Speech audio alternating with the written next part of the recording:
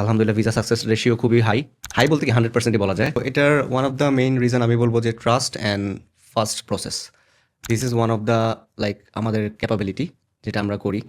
So সেটা priority basis আমরা সব কাজই করি বাট এই কারণে আসলে আমাদের সেলিব্রিটির বেশি ডিপেন্ড করতে পারে তারা। কারণ আপনি যে কোনো স্টুডেন্ট বলেন বা যে কোনো মানুষের ভিসা করতেই পারেন।